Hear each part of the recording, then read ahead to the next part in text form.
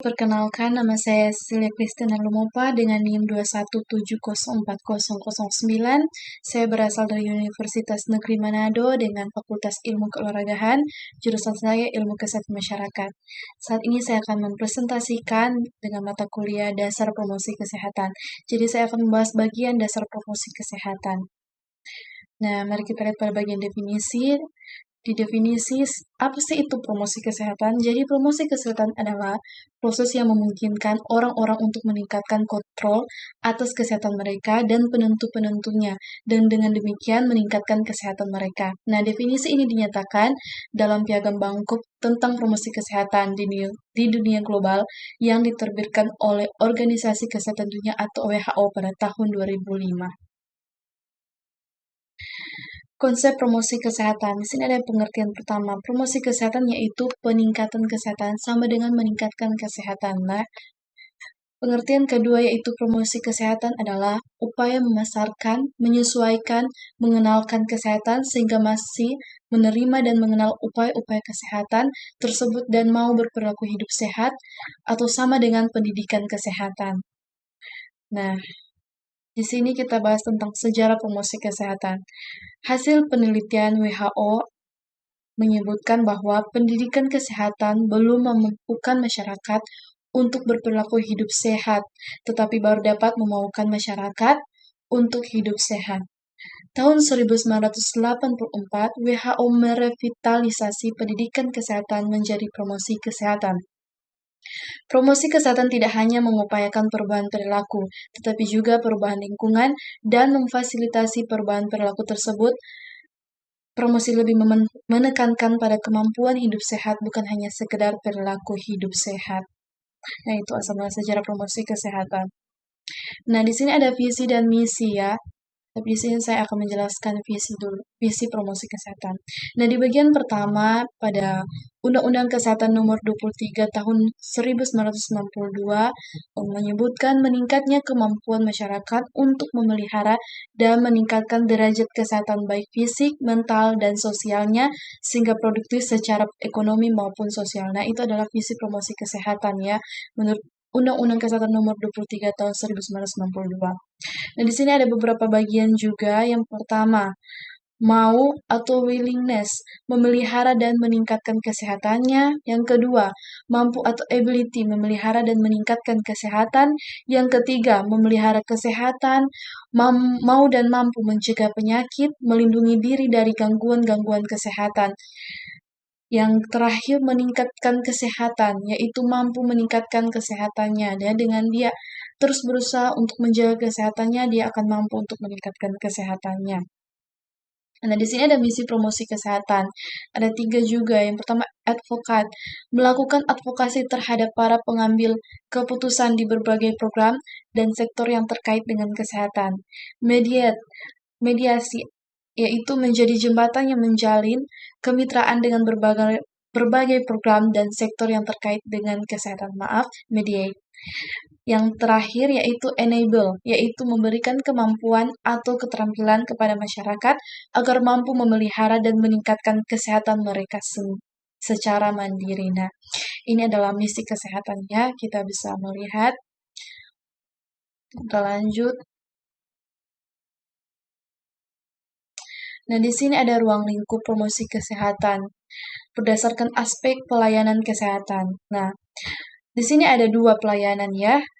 Yang pertama, pelayanan promotif dan preventif. Bagaimana sih itu?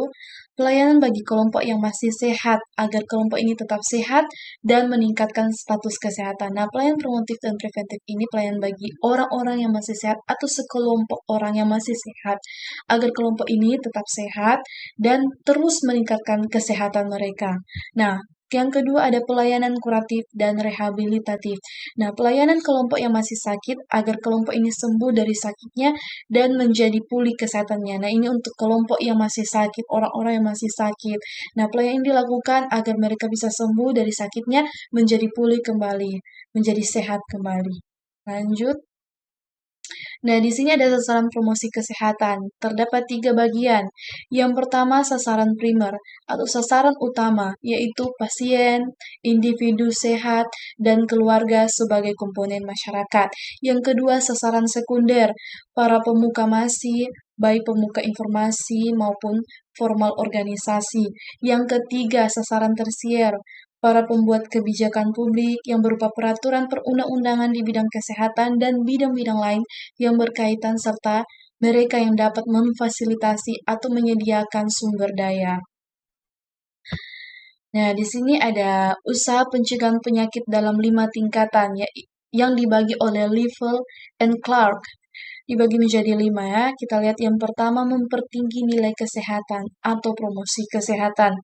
Di sini ada penyediaan makanan sehat dan cukup, kualitas maupun kuantitas. Di sini perbaikan higiene dan sanitasi lingkungan, air bersih, pembuangan sampah, kotoran dan air limbah, pendidikan kesehatan kepada masyarakat, serta usaha kesehatan jiwa agar tercapai perkembangan kepribadian yang baik. Nah, dengan promosi kesehatan ini mampu membagi pencegahan, mampu meningkatkan pencegahan penyakit ya. Yang kedua, memberikan perlindungan khusus terhadap suatu penyakit atau spesifikasi protection. Di sini ada isolasi penderita penyakit menular, juga ada pencegahan terjadinya terjadi kecelakaan baik di tempat-tempat umum maupun di tempat kerja ya. Dengan yang pertama ini kan dengan diadakannya isolasi penderita penyakit menular. Nah, dengan mengisolasi penderita penyakit menular bisa mencegah terjangkitnya penyakit yang diderita oleh pasien. Di sini juga ada pencegahan terjadinya kecelakaan baik di tempat-tempat umum maupun di tempat kerja ya. Banyak seperti K3 sering dilakukan untuk mencegah terjadinya kecelakaannya, itu salah satu contoh. Lanjut, di sini ada ketiga, mengenal dan mengetahui penyakit pada tingkat awal serta mengadukan pengobatan yang tepat dan segera atau early diagnosis and prompt treatment.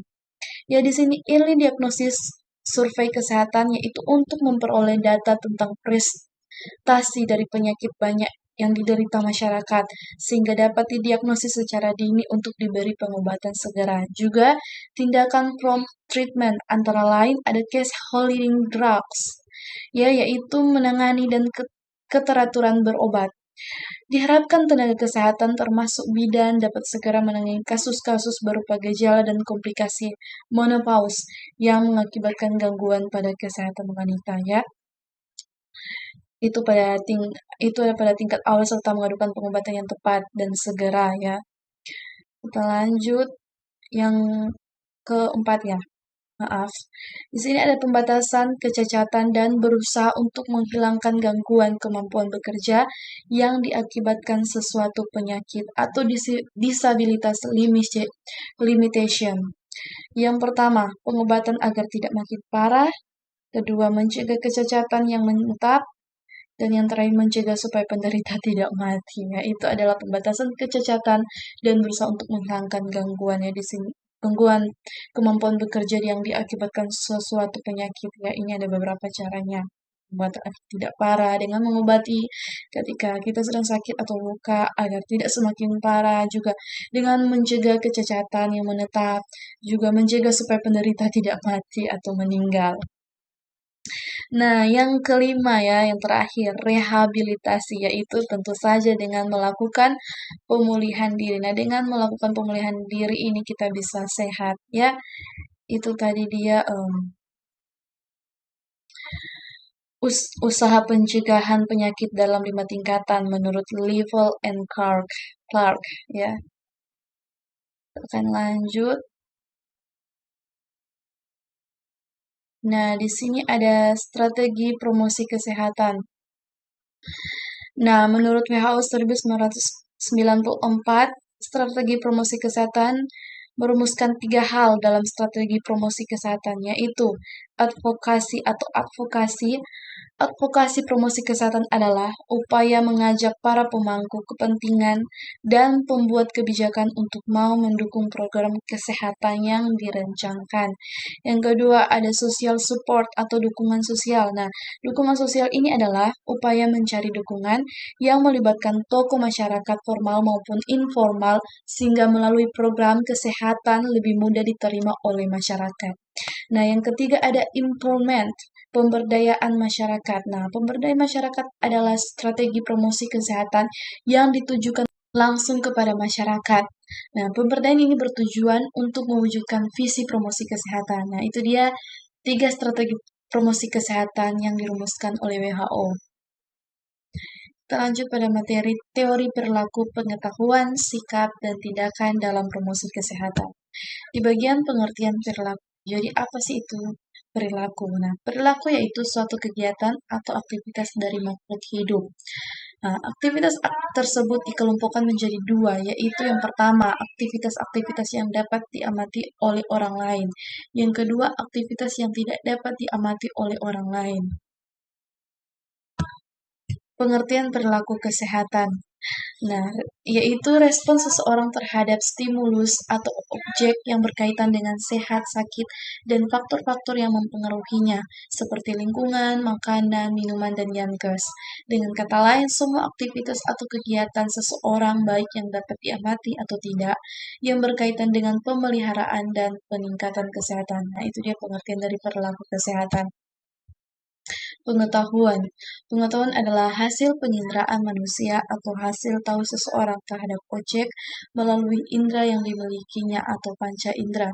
Ada 6 tingkatan pengetahuan, yaitu tahu atau know, memahami atau comprehension, aplikasi atau application, analisis atau analysis, sintesis atau sintesis, evaluasi atau evaluation. Itu dia bagian dari pengertian pengetahuan.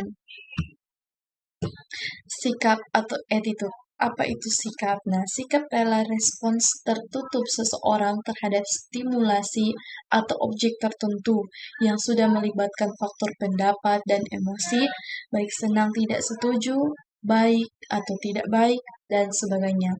Fungsi sikap belum merupakan tindakan reaksi terbuka atau aktivitas, tetapi merupakan predisposisi perilaku atau tindakan atau reaksi tertutup. Nah, di sini ada pengertian tindakannya, akhir materi. Ada 3 tingkatan praktik dalam promosi kesehatan ya. Yang pertama, praktik terpimpin atau guided response. Apabila individu telah melakukan sesuatu tetapi masih tergantung pada tuntunan atau menggunakan panduan, misalnya seorang ibu memeriksa kehamilan tapi masih menunggu diingatkan oleh petugas kesehatan. Nah, itu pengertian dari praktik terpimpin. Nah, kedua, praktik secara mekanisme, yaitu apabila individu telah melakukan atau mempraktikkan sesuatu hal secara otomatis. Misalnya, seorang ibu membawa anaknya ke posyandu untuk ditimbang dengan kesadaran dirinya, tentunya. Itu pengertian dari praktik secara mekanisme. Dan yang ketiga, adopsi, yaitu tindakan yang sudah berkembang, artinya yang dilakukan tidak sekedar rutinitas atau mekanisme saja, tetapi sudah dimodifikasi atau lebih berkualitas. Misalnya menggosok gigi bukan sekedar gosok gigi saja ya, melainkan dengan teknik-teknik yang benar. Itu adalah pengertian dari adopsi. Jadi ada 3 tingkatan praktik, ya, praktik terpimpin atau immediate response, praktik secara mekanisme, dan adopsi. Dan yang terakhir, terima kasih karena sudah menonton presentasi dari saya. Semoga bisa bermanfaat. Mohon maaf kalau ada kesalahan kata.